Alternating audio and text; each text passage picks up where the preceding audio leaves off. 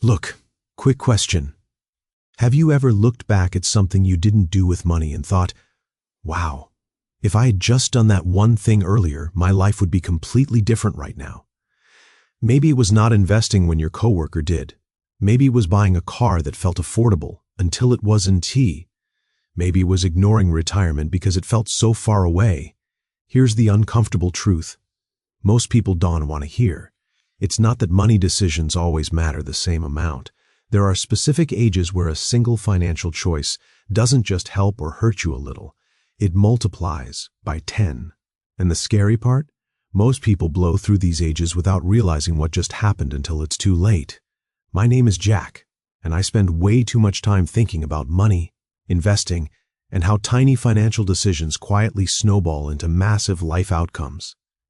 If you're someone who feels like you're working hard but still behind, unsure if you're making the right money moves at the right time, make sure to hit the subscribe button and give this video a thumbs up if this helps you out, because today I want to show you the 3 ages when money decisions matter 10 times more, and exactly what to do if you're in one of them right now. Here's the thing. Money is not linear. Most people assume money works like this. You make a decision, it has an effect, you move on. But money doesn't work that way. Money compounds, and compounding means timing matters more than effort. A $5,000 mistake at one age might be annoying. The same $5,000 mistake at another age can cost you hundreds of thousands of dollars. This is where it gets really interesting. Because after looking at decades of data, behavioral finance research, and real-life outcomes, it turns out there are 3 specific age ranges where money decisions don't just matter. They lock in trajectories. Let's start with the first one. Age first, 18 to 25, the compounding ignorance zone. This is the age where most people say, relax, I'm young, I've got time. And yes, you do have time. But here's what most people don't realize. Time is only powerful if you use it. The math most people never see.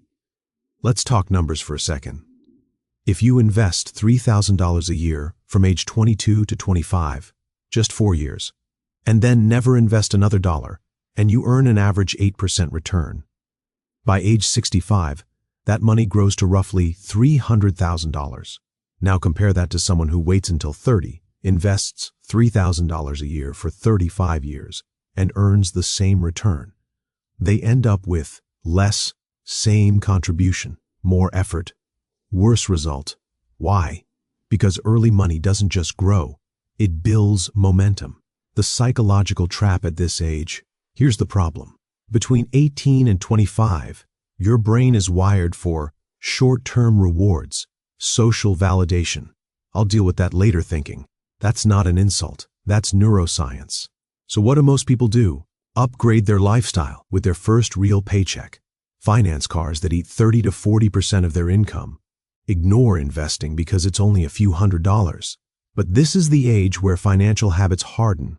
If you normalize carrying credit card balances, spending first, saving later, lifestyle inflation as default, you don't just lose money, you build an identity around it.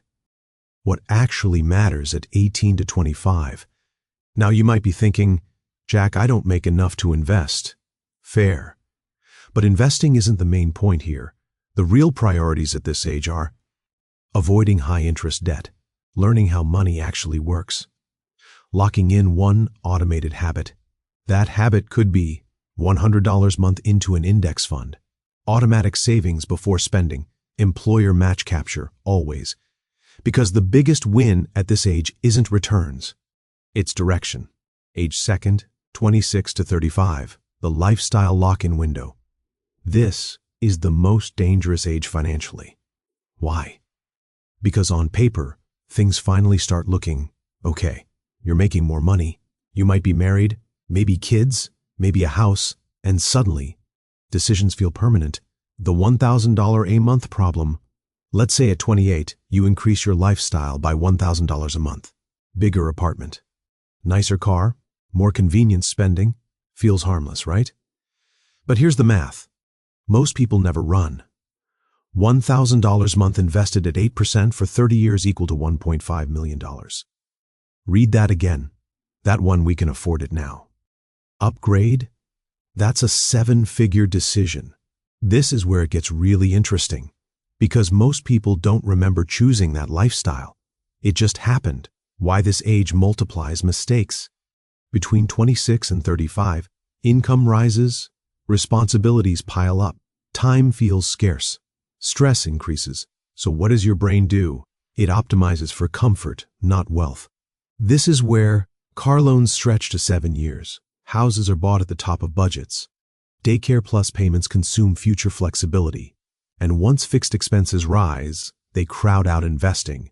Not because you don't care, but because there's no room left. The counterintuitive move at 26 to 35. Here's what most people don't realize. Your savings rate matters more than your salary. A person making $70,000 saving 20% will beat someone making $120,000 saving 5% every single time. The key moves in this age range: cap lifestyle inflation, invest raises, not just leftovers, delay forever expenses when possible, because flexibility is wealth's best friend. Age third, 46 to 55, the last leverage decade. This one hits hard, because this is the age where the math stops being forgiving. The wake-up call numbers. According to multiple retirement studies, the average American in their early 50s has under $200,000 saved for retirement, yet retirement is only 10 to 15 years away. At this point, compounding helps less. Contributions matter more. Mistakes are expensive. This is where financial decisions don't compound forward. They compound regret. The psychological shift. Here's what changes mentally at this age. You stop thinking in possibilities and start thinking in outcomes. Questions shift from, what if this works, to, will this be enough? And fear becomes a terrible advisor. People, stop investing after market drops. Go too conservative too early. Panic sell instead of adjusting strategy. What actually works at 46 to 55? Now, you might be thinking, so what's the point if I'm behind? Here's the thing. This decade still has leverage, but only if you act decisively. Key moves: aggressively eliminate high-interest debt, maximize tax advantage counts, delay retirement by even 2-3 years if possible. Those extra working years can increase savings, reduce withdrawal years, boost Social Security benefits. That's a triple win. The big picture most people miss. Here's what ties all 3 ages together.